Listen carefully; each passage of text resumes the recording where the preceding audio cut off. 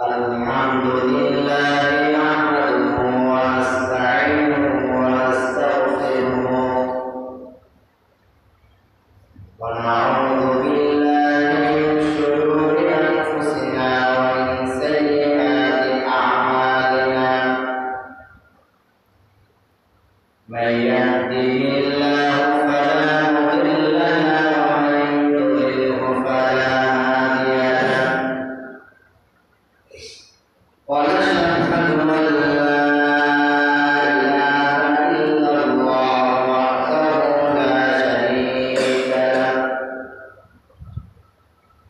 ونشهد أن سيدنا وحبيبنا ومولانا محمدا عبده ورسوله الذي أرسله بالحق بشيرا ونذيرا وداعيا إلى الله بإذنه وسراجا وقمرا منيرا فقد قال الله تعالى في كلامه المجيد وفي فرقانه الحميد أعوذ بالله من الشيطان الرجيم بسم الله الرحمن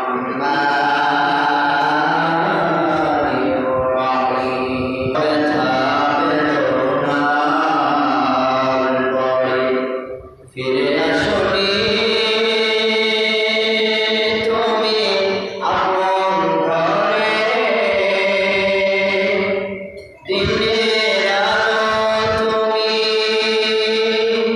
ছড়িয়ে দিতে চলে গেলে মদিনায় মোর কাছে হে রাসূল লা ইলাহা ইল্লাল্লাহ লা ইলাহা ইল্লাল্লাহ লা ইলাহা ইল্লাল্লাহ লা ইলাহা ইল্লাল্লাহ মুহাম্মাদুর রাসূলুল্লাহ সাল্লাল্লাহু আলাইহি ওয়াসাল্লাম। আমরা সকলে মিলে পড়ছি আলহামদুলিল্লাহ। সমস্ত প্রশংসা মহান রব্বুল আলামিনের, যিনি আসমান এবং জমিন কল্যাণ সৃষ্টি করেছেন এবং আমাদেরকে সুস্থ রেখেছেন, ভালো রেখেছেন। বিশেষ করে পবিত্র একটি মাসে, যে মাস রবিউল আউয়াল মাস, সবাই বলেন কি মাস? রবিউল আউয়াল। রবিউল আউয়াল মাস আপনারা জানেন, এই মাসে আমাদের এই পৃথিবীতে জন্মগ্রহণ করেছেন আমাদের প্রিয় নবী, দুরজাহানের বাদশা নবী, আখিরি পয়গম্বর হযরত মুহাম্মদ রাসূলুল্লাহ সাল্লাল্লাহু আলাইহি ওয়াসাল্লাম। রসুলটা পড়তে পারলেন না, দুঃখজনক। যখন নবীজির নাম শুনবেন, শোনা মাত্রই কি করবেন? আপনি চুমু খান আর না খান, কিন্তু কি করতে হবে? যদি আপনি দুরূদ না পড়েন, আপনি বখিল, আপনার ইবাদত কি হবে না? কবুল হবে না।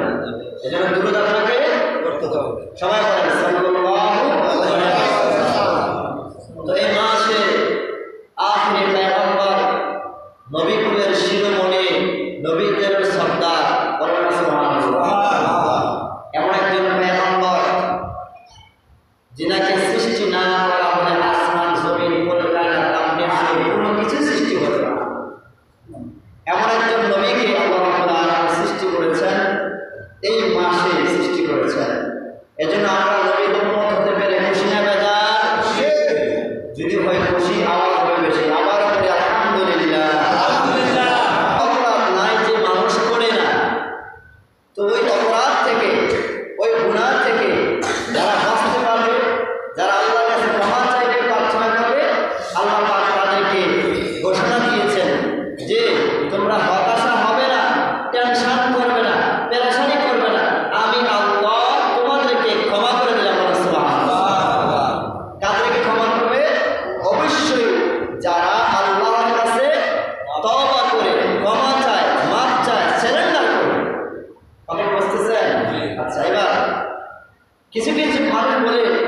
হুজুর আমাকে আল্লাহ মাফ করবো কিনা, আমরা এমন পাপ করছি, এমন গুনাহ করছি। আল্লাহ রাব্বুল আলামিন কোরআন কারীমের সূরা তাহরীমের 8 নম্বর আয়াত আল্লাহ পাক বলেছেন, ইয়া আইয়ুহাল্লাযীনা আমানু তুবু ইলাল্লাহি তাওবাতান নাসুহা আসা রাব্বুকুম আইয়ুকাফিরা আনকুম সাইয়্যাতিকুম ওয়া ক্ষমা করবেন। যে ধরনের ব্যক্তিরা হাজার অপরাধ করেছে, হাজার গুনাহ করেছে, হাজার অন্যায় করেছে, হাজার অন্যায় করার পরও, হাজার গুনাহ করার পরও, হাজার অপরাধ করার পরও লজ্জিত হয়েছে, সারেন্ডার করেছে কার কাছে বলেন? সবাই বলেন কার কাছে করেছে? আল্লাহ পাক রব্বুল আলামিন বলেছেন, লা তাকুনাতু মিন রাহমাতিল্লাহ ইন্নাল্লাহা ইয়াগফিরুয যুনুবা জামিআ ইন্নাহু হুয়াল গফুরুর রহিম। আল্লাহ রাব্বুল আলামিন বলেছেন, রহমত থেকে নিরাশ হয়ে যেও না। আমি আল্লাহ অত্যন্ত ক্ষমাশীল, আমি আল্লাহ অত্যন্ত দয়ালু, আমি আল্লাহ তোমাদের ক্ষমা করব। ওয়াদা দিলাম বান্দা, গুনাহ করেছো, অপরাধ করেছো, নিশিরাত্রে যখন রাত্র 1টা 2টা বেজে যায় অথবা 3টা বেজে যায়, পৃথিবীর সমস্ত মানুষ ঘুমায় যায়, পশু পাখি সহ ঘুমায় যায়। এমন সময় ওযু যদি করতে পারো, সুন্দর করে ওযু করে ঘরের মধ্যে দরজা দিয়া, এবার কেউ জাগ্রত নাই, তুমি একা একা আল্লাহর কাছে তাহাজ্জুদের সালাত করে আল্লাহর কাছে ডাক দেও, রব্বুল আলামিন আমার মতো পাপী কেউ নাই, আমার মতো গুনাহগার কেউ নাই, আমার মতো জুলুমকারী কেউ নাই। আল্লাহ আমি সবচাইতে পাপ বেশি করেছি, এলাকার মধ্যে আমার পাপের কথা কেউ জানে না, আমার গুনার কথা কেউ জানে না, আমার অপরাধের কথা কেউ জানে না, তুমি ছাড়া আর কেউ জানে না। রব্বুল আলামিন আমি গুনাহ করে ফেলেছি, অন্যায় করে ফেলেছি। আল্লাহ তুমি বলেছো তুমি নাকি 100 ভাগ মায়া বানিয়েছো, আর 100 ভাগ মায়া থেকে মাত্র 1 ভাগ মায়া দুনিয়ার জমিনে দিয়েছো। 1 ভাগ মায়া দিয়া মুরগি তার বাচ্চাদেরকে কতটুকু মহব্বত করে, হাঁস তার বাচ্চাদেরকে কতটুকু মহব্বত করে, মানুষ তার সন্তানদেরকে কতটুকু মহব্বত করে, মাত্র 1 ভাগ মায়া দিয়া যত রকমের পশু পাখি আছে সবাই কত মায়া, কত মায়া। নিজের সন্তান অ্যাক্সিডেন্ট হলে পরে পাগল হয়ে যায়, নিজের সন্তানের কোনো কিছু হলে পরে পাগল হয়ে যায়, নিজের সন্তান প্রবাসে আছে কোনো কিছু হলে পরে পাগল হয়ে যায়। মাত্র 1 ভাগ মায়া, কয় ভাগ? সবাই বলেন কয় ভাগ মায়া? 1 ভাগ মায়া দিয়েছে আল্লাহ। আরো 99 ভাগ মায়া তোমার কাছে আছে রব্বুল আলামিন। তোমার কি দয়া হয় না, মায়া হয় না? আল্লাহ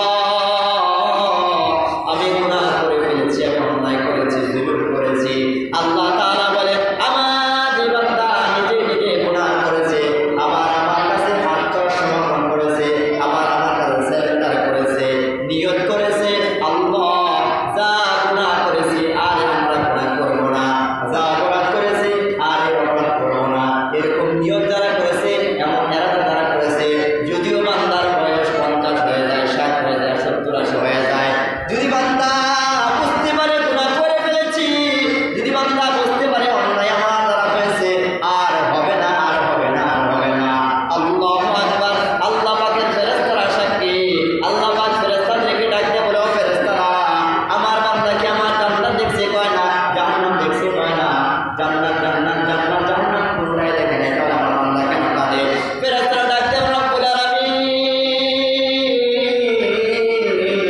তোমার বান্দা বান্দিরা জান্নাত দেখে নাই, জাহান্নাম দেখে নাই। আল্লাহ তোমার বান্দা বান্দিরা উলামায়ে কেরামের জবান থেকে শুনেছে, অথবা কিতাবের মধ্যে পড়েছে, অথবা কোরআন থেকে পেয়েছে, জাহান্নাম বড় ভয়ঙ্কর, জাহান্নাম আমরা সহ্য করতে পারবো না। এই জন্য তারা দুনিয়ার জমিনে থেকে তারা জাহান্নাম থেকে মাপ চায়, এই জন্য দুনিয়া থেকে তারা অন্যায় থেকে মাপছে, তোমার কাছে তওবা করতেছে। আল্লাহ রাব্বুল আলামিন বলেন, যারা আমাকে দেখলো না, আমার জান্নাত জাহান্নাম দেখলো না, আমার কাছে ইমাম এমনি ভাবে কাঁদতেছে, এমনি ভাবে তওবা করতেছে, অজরে কাঁদতেছে, অজরে কাঁদতেছে। ফেরেশতারা তোমরা সাক্ষী থেকে যাও, আমার বান্দার জীবনের সমস্ত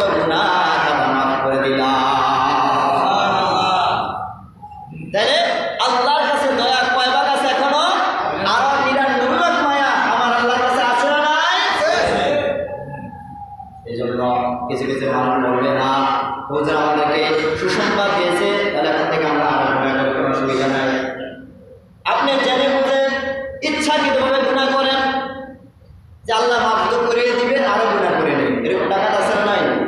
আল্লাহ তো মাফ করে দিবে এই জন্য ইচ্ছাকৃতভাবে আরো গুনাহ করি, আরো অন্যায় করি, আরো নাফরমানি করি, আরো মানুষের কাছে মানুষকে কষ্ট দেই, সুদ খায়, ঘুষ খায়, বাটপারি চিটারি করি, তাহলে আল্লাহ তো মাফ করে দিবে। খবরদার না, না। হাদিসের মধ্যে আসছে কেউ যদি ভাইয়ের হক মেরে দেয়, কেউ যদি বাবার হক মেরে দেয়, কেউ যদি স্ত্রীর হক মেরে দেয়, অথবা কোনো স্ত্রীর স্বামীর হক মেরে দেয়, অথবা কোনো পাড়া প্রতিবেশী ভাইয়ের হক মেরে দিল, আত্মীয় হক মেরে দিল, আল্লাহ পাক রব্বুল আলামিন বলেন যতক্ষণ পর্যন্ত ভাইয়ের কাছে মাফ না চাইব, যতক্ষণ পর্যন্ত মা ওর কাছে মাফ না চাইব, আল্লাহ পাক রব্বুল আলামিন ততক্ষণ পর্যন্ত বান্দাকেও ক্ষমা করে না। মায়া 99 ঠিক আছে, তবে বান্দার হক যতক্ষণ পর্যন্ত বান্দার কাছে মাফ না চাইবেন ততক্ষণ পর্যন্ত আল্লাহ কি করবে না? মাফ করবে না। এতে কি কেউ বেজার নাকি বলেন? এখন কি আপনারা বেজার হয়ে গেছেন না? আবার কেন বললো এমন হক নষ্ট করে না? আসে না নাই বলেন? আরে আপন ভাই, মায়ের পেটের ভাই মানুষের হক নষ্ট করে, ভাইয়ের হক নষ্ট করে, আসে না যারা বলেন? আছে। আহা, আল্লাহ পাক আমাদেরকে সমস্ত নাফরমান থেকে হেফাজত করেন, পড়েন আমিন। আমার ভাইরা, তবে আল্লাহ পাক রব্বুল আলামিন সুসংবাদ দিয়েছেন, যদি তোমার ভাইয়ের কাছে তুমি ক্ষমা না চাইতে পারো, যদি তোমার স্ত্রীর কাছে ক্ষমা না চাইতে পারো, যদি তোমার প্রতিবেশীর কাছে ক্ষমা না চাইতে পারো, তাহলে তোমার জন্য কিছু পুরস্কার রয়েছে, তবে তোমার জন্য কিছু রাস্তা রয়েছে। ওই রাস্তা হলো তুমি তাদের জন্য দোয়া করো আল্লাহর কাছে, কান্না বেশি বেশি কান্না। আল্লাহ, আমার ভাইয়ের সঙ্গে বেয়াদবি করেছিলাম, আমার বাবার সঙ্গে বেয়াদবি করেছিলাম, আমার মায়ের সঙ্গে বেয়াদবি করেছিলাম, আজকে তারা দুনিয়ার জমিনে না, আল্লাহ বেয়াদবি তো করে ফেলেছি, তবে আল্লাহ পাক রব্বুল আলামিন হাবিব বলেছেন যদি তাদের আওলাদ বংশধর কেউ জীবিত থাকে তাদের কাছে যায় বলা আমি তো আমার জীবন দশায় তোমার বাবার কাছে এত টাকা কমাতাম, অথবা আমি তোমার বাবা আমার কাছে এত টাকা কমা ছিল, অথবা আমি তার কাছে কমা ছিলাম, এরকম লেনদেন ছিল, আমি তাকে অনেক কষ্ট দিয়েছিলাম, তোমরা সন্তান যারা রয়েছ যদি পারো আমাকে তোমরা ক্ষমা করে দাও, আর আমি তো আমার আল্লাহর কাছে আমি ক্ষমা চাইব। রাস্তা আছে না না বলেন? রাস্তা আছে, রাস্তা আছে, হতাশা হবেন না। লা তাকুনাতু মির রাহমাতিল্লাহ, লা তাকুনাতু মির রাহমাতিল্লাহ, লা তাকুনাতু মির রাহমাতিল্লাহ। আল্লাহ বারবার বলতেছেন লা মানি না, তাকুনাতু মির রাহমাতিল্লাহ, আল্লাহর রহমত থেকে তোমরা নৈরাশ হয়ে যেও না। আবারও মানুষ ভুল করে, অন্যায় করে, অপরাধ করে। কেমন অপরাধ করে দেখেন, কেমন অপরাধ করে? আল্লাহর এক বান্দা 99টা খুন করেছে। কয়টা খুন করেছে? 99টা হত্যা করেছে, যত মানুষকে হত্যা করে ফেলেছে। হত্যা করার পরে তার ভিতরে অনুশোচনা আসলো, ভয় আসলো, হায়রে আমি তো 99টা খুন করলাম, আল্লাহ পাক রব্বুল আলামিন আমাকে মাফ করবে কিনা, তার মনের ভিতরে একটা ভয় চলে আসলো। আর আল্লাহ পাকের হাবিব সাল্লাল্লাহু আলাইহি ওয়াসাল্লাম বলেছেন কেউ যদি অপরাধ করে, অপরাধ করার পরে স্বীকার করে আমি অপরাধ করেছি, আবার আল্লাহর কাছে ক্ষমা চায়, রাসূল হাদিসের মধ্যে বলেছেন আত-তাইবু মিনাদ যামবি কামান লা যামবালা, আত-তাইবু মিনাদ যামবি কামান লা যামবালা। কেউ যদি অপরাধ করার পরে আল্লাহর কাছে ক্ষমা চায়, সারেন্ডার করে, আল্লাহ রাব্বুল আলামিন ওই বান্দা বান্দিকে এমন বানায় দেন, এমন বানায় দেন, এমন বানায় দেন, এমন নিষ্পাপ বানায় দেন, সে যেন জীবনে আর কোনো গুনাহ করে না। সুবহানাল্লাহ। আল্লাহর বান্দা 99টা খুন করেছে, খুন করার পরে তার মনের ভিতরে ভয় চলে আসছে, হায় আমি কি করলাম, এতটা খুন করলাম, আল্লাহ কি আমাকে ক্ষমা করবে কিনা? সামনে একটা মসজিদ, মসজিদে গিয়ে একজন সাধারণ আসলে সাধারণ একজন হুজুরের কাছে জিজ্ঞেস করেছে, হুজুর আমি এতটা খুন করেছি, এতটা অপরাধ করেছি, আল্লাহ কি আমাকে ক্ষমা করবে কিনা? এখন হুজুর তো সাধারণ মানুষ, জ্ঞান অনেক কম, এরকম একজন সাধারণ মানুষের কাছে জিজ্ঞেস করলো হুজুর আমাকে আল্লাহ ক্ষমা করবে কিনা? হুজুর ডাক দিয়ে বলছে বেটা খুন করছো 99টা, আবার তোমার আল্লাহ ক্ষমা করবে, তোমার কোনো মাফ নাই, বলেন নাউযুবিল্লাহ। হুজুর যখন এই কথা বললো, তোমার কোনো মাফ নাই, তোমার কোনো মাফ নাই, তোমাকে আল্লাহ মাফ করবে না, তুমি জাহান্নামী, এই কথা যখন বললো, যে ব্যক্তিটা খুনি নাফরমান সঙ্গে সঙ্গে বললো, আল্লাহ যদি আমাকে মাফ না করে তাহলে তোমারে বাঁচায় রেখে আমার কোনো লাভ নাই, আমিও তোমারে শেষ করে দিলাম। নাউযুবিল্লাহ। দ্বিতীয়বার লোকটাকে খুন করার পরে আবার দিনের মধ্যে মনের ভিতরে অনুশোচনা আসলো, হায় রে আমি কি করলাম, করতে করতে করতে করতে যার কাছে ক্ষমা চাওয়ার জন্য আসলাম তাকেও খুন করে দিলাম, এবার তো আমার কোনো বাঁচার রাস্তা নাই। হঠাৎ করে মাথার মধ্যে চিন্তা আসলো, হায় রে আল্লাহ কি আমাকে ক্ষমা করবে কিনা, আল্লাহ কি আমাকে ক্ষমা করবে কিনা, আল্লাহ কি আমাকে ক্ষমা করবে কিনা, এমন ভিতরের মধ্যে অনুশোচনা আসলো। বারবার চিন্তা করতেছে। কিছু দূর যাওয়ার পরে হঠাৎ করে দেখতেছে কোন এক মূর্তি দেখা যায়, কোন এলাকার মধ্যে একজন আলেম রয়েছে। এবার আলেমের সামনে গেল, যাই বলতেছে, হুজুর আমি এতটা খুন করেছি, আমাকে কি ক্ষমা করবে কিনা আল্লাহ পাক রব্বুল আলামিন। এবার আলেম ছিল জ্ঞানী আলেম, ডাক দিয়ে বলতেছে, আল্লাহর বান্দা তুমি খুন করেছো, অপরাধ করেছো, অন্যায় করেছো, যা করো না কেন, আমার আল্লাহ রাব্বুল আলামিন কুরআনুল কারীমের মধ্যে ঘোষণা করেছে, তুমি যদি হাজার অন্যায় করো, হাজার অপরাধ করো, আমার আল্লাহ অবশ্যই অবশ্যই তোমাকে মাফ করবে। সুবহানাল্লাহ। তবে তোমাকে আল্লাহ মাফ করবে এমন এক জায়গা আছে, ওই জায়গা তোমাকে যাওয়া লাগবে। তওবার নিয়তে এমন একটি জায়গায় তুমি যাও। তওবার নিয়ত করে লোকটা যখন যাওয়া শুরু করে দিল, আল্লাহ রাব্বুল আলামিনের মালাকুল মউত ফেরেশতাদেরকে পাঠিয়ে দিল, যাই বলতেছে, এই মালাকুল মউত যাও যাও, যে বান্দারা তওবা করার জন্য আসছে তার জানটা কবজ করে নিয়ে আসো। নিয়ত করছি কি বলেন, সবাই বলে নিয়ত করছি কি, তওবার উদ্দেশ্যে, মাফ চাওয়ার উদ্দেশ্যে। কিন্তু আফসোস পথের মধ্যে কি হয়ে গেছে, কথা বলেন না, পথের মধ্যে কি হয়ে গেছে, মৃত্যু হয়ে গেছে। পথের মধ্যে মৃত্যু হয়ে গেছে। এখন এই যে পথের মধ্যে মৃত্যু হয়ে গেল, জান্নাতের ফেরেশতাও আছে, জাহান্নামের ফেরেশতাও আছে না নাই বলেন? কারণ হাদিসের মধ্যে আসছে, কেউ যদি অপরাধ করে, গুনাহ করে, নাফরমানি করে, আল্লাহ রাব্বুল আলামিন ওই অনুযায়ী তাকে জাহান্নাম দিবেন। আবার কেউ যদি ভালো কাজ করে, আল্লাহ রাব্বুল আলামিন ওই অনুযায়ী তাকে জান্নাত দিবেন। সুবহানাল্লাহ। সূরা জিলজালের মধ্যে আছে, কেউ যদি যারা পরিমাণ, সরিষা পরিমাণ ভালো কাজ করে, তার জন্য আল্লাহ নির্ধারণ করেছে জান্নাত। আবার কেউ যদি যারা পরিমাণ, সরিষা পরিমাণ খারাপ কাজ করে, অন্যায় কাজ করে, তার জন্য নির্ধারণ করা হয়েছে জাহান্নাম। বান্দাটা মারা গেল, ইতিমধ্যে জান্নাতের ফেরেশতা হাজির, জাহান্নামের ফেরেশতা হাজির। এই দুই ফেরেশতারা একটু তাদের মনের ভিতরে কারাকারি করতেছে, কে তার জানটা নেবে।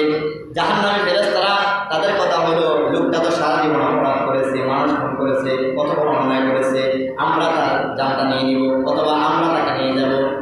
আর জান্নাতি ফেরেশতারা ডাক দিয়ে বলতেছে, না না, লোকটা তো ভালো হওয়ার জন্য গিয়েছে, আর আল্লাহ তো সুসংবাদ দিয়েছে, যে ব্যক্তি ভালো হওয়ার জন্য যায় অথবা ভালো রাস্তার দিকে যায়, আল্লাহ রাব্বুল আলামিন তাকে নিষ্পাপ বানায় দেয়। তাহলে আল্লাহর কথা মিথ্যা হতে পারে না, আল্লাহর কথা মিথ্যা হতে পারে না।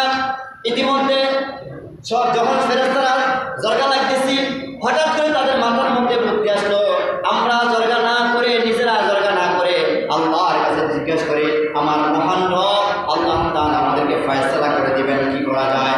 আল্লাহর কাছে জিজ্ঞেস করো, রব্বুল আলামিন, আমরা জান্নাতের ফেরেশতারা এখানে হাজির আছি, আবার জাহান্নামের ফেরেশতারা বলো, আল্লাহ আমরা জাহান্নামের ফেরেশতারা এখানে হাজির আছি, আল্লাহ কি করতে পারি, এখন এই রুটা কোথায় নিতে পারি। এবার আল্লাহ রাব্বুল আলামিন বলতেছে, ঠিক আছে, মাফের ব্যবস্থা করে দাও। আল্লাহ পাক রব্বুল আলামিন অন্য ফেরেশতা দিয়ে মাফের ব্যবস্থা করতেছে। যদি দেখো হেদায়েতের রাস্তার দিকে যাইতে তারপর অল্প রয়েছে, তাহলে তাকে জান্নাতের মধ্যে নিয়ে যাইবা, জান্নাতের ফেরেশতারা নিয়ে যাইবা।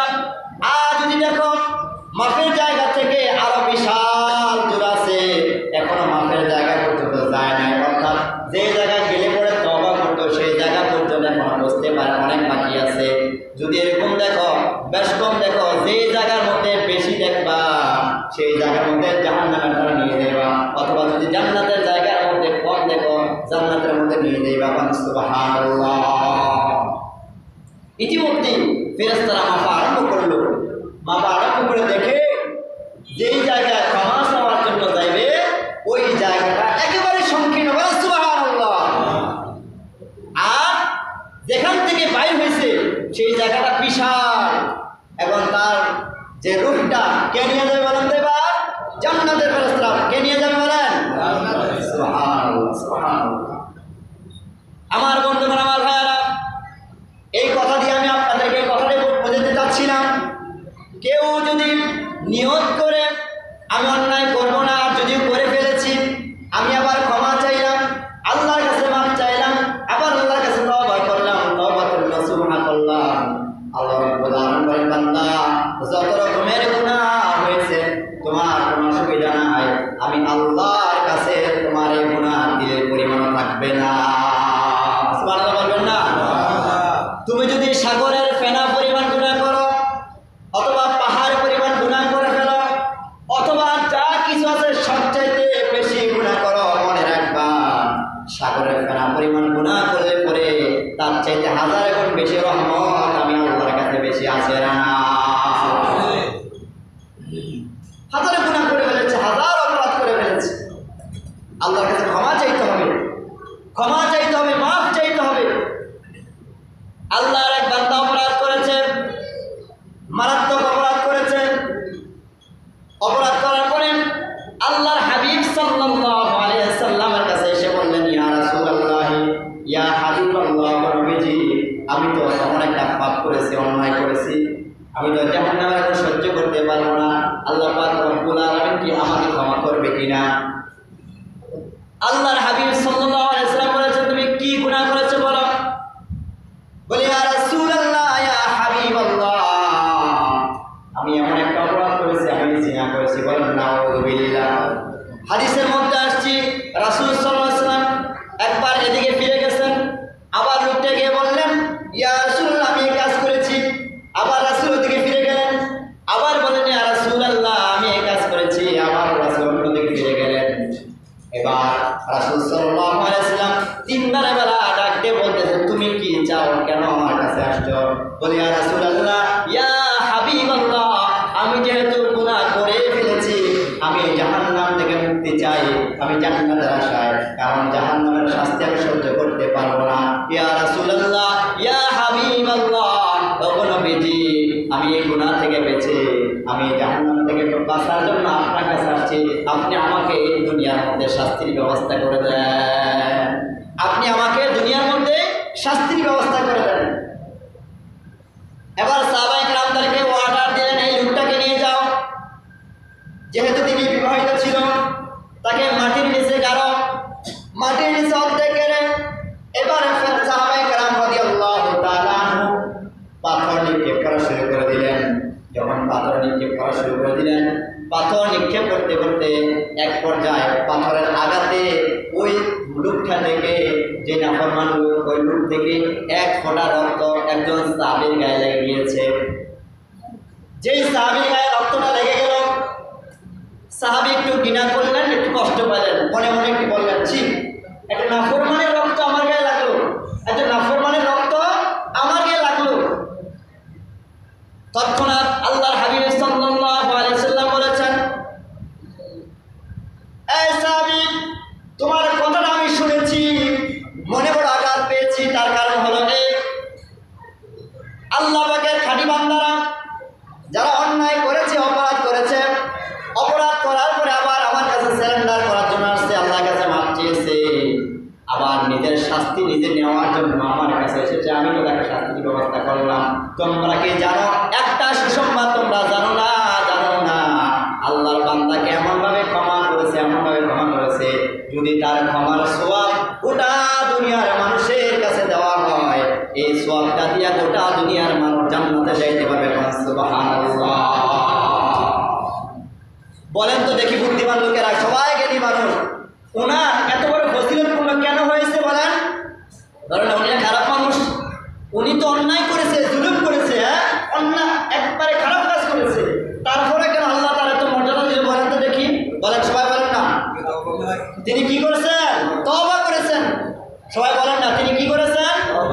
তওবা করেছেন, তওবায়ে নসুহা করেছেন। হাদিসের মধ্যে আসছে, আবার কোরআন বিভিন্ন কোরআন কারীমের বিভিন্ন সূরার মধ্যে আয়াতে কারিমা আছে, হে ঈমানদারগণ তোমরা তওবা করো। আবার বলেছে ইয়া আইয়ুহান নাস, আবার মানুষদেরকে বলছেন তোমরা তওবা করো, তওবা করো। আর তওবা করো, তওবা করলে পরে আল্লাহ রাব্বুল আলামিন অবশ্যই তোমাদেরকে ক্ষমা করে দেবেন। সুবহানাল্লাহ। আর তওবা করার কয়েকটা পথ আছে, রাস্তা আছে, দিক আছে, দিক নির্দেশনা আছে। এর মধ্যে হলো আস্তাগফিরুল্লাহ পড়া। কি বলা বলেন? হাঁটতে বইতে উঠতে ফিরতে চলাফেরা করতে আস্তাগফিরুল্লাহ। সবাই বলেন আস্তাগফিরুল্লাহ, আস্তাগফিরুল্লাহ, আস্তাগফিরুল্লাহ, আস্তাগফিরুল্লাহ। যুবক মনে মনে বলে আমি তো এখনো বুড়া হই নাই, আমি এখন আস্তাগফিরুল্লাহ পাঠ করবো। মহিলারা যুবতী বোনেরা বলে আমি তো এখনো বুড়া হই নাই, আমি এখন আস্তাগফিরুল্লাহ পাঠ করবো।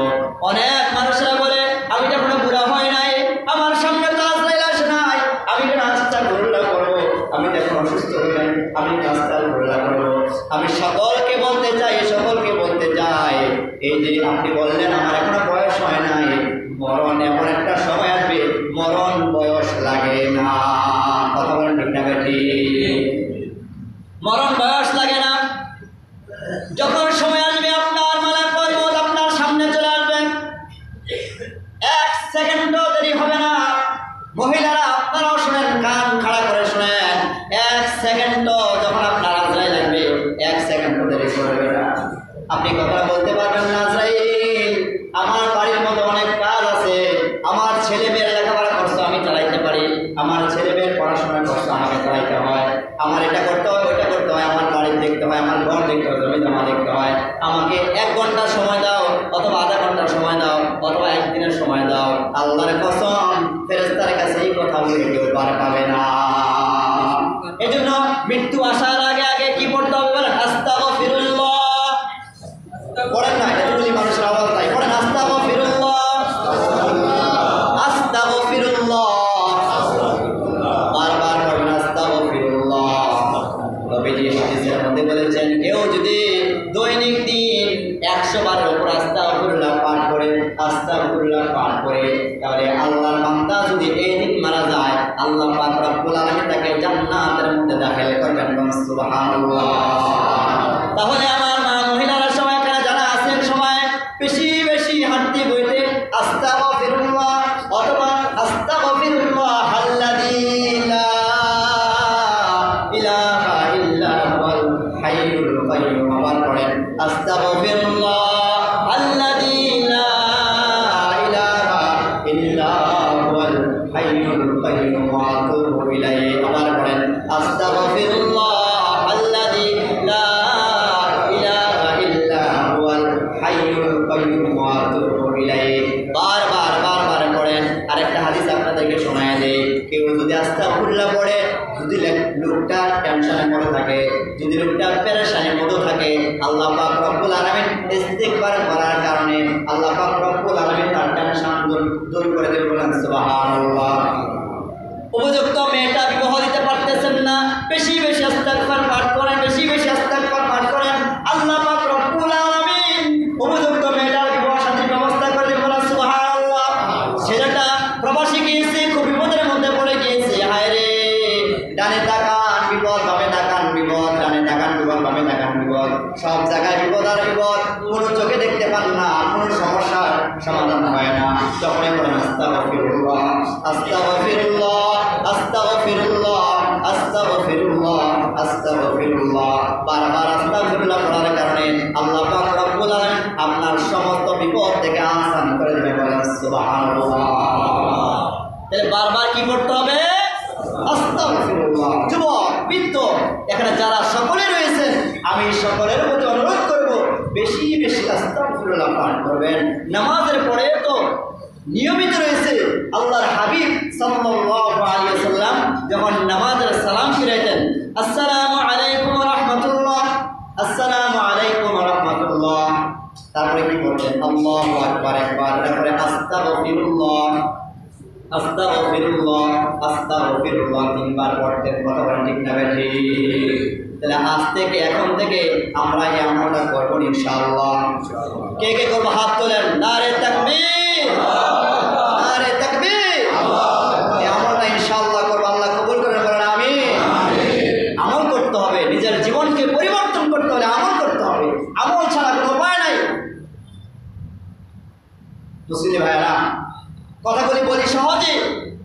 কিন্তু আমল করতে অনেক কঠিন লাগে। এই যে এখন তারা আসছেন মাশাআল্লাহ, অসংখ্য মুসলিম গ্রাম, পুরা মসজিদ ভরপুর। 5 ওয়াক্ত নামাজে যদি থাকতেন, আল্লাহ রাব্বুল আলামিন কত খুশি হতেন বলেন, কত খুশি হইতেন। এতগুলি মানুষ, আমি অনুরোধ করব, যত ব্যস্ত থাকেন বাবদান, যত সমস্যার মধ্যে থাকেন, ইনশাআল্লাহ যত সময় মসজিদে আসবেন, আপনার সামনে আগে পিছে যত মসজিদ আছে কোনো অসুবিধা নাই। আপনি যদি বাজারে থাকেন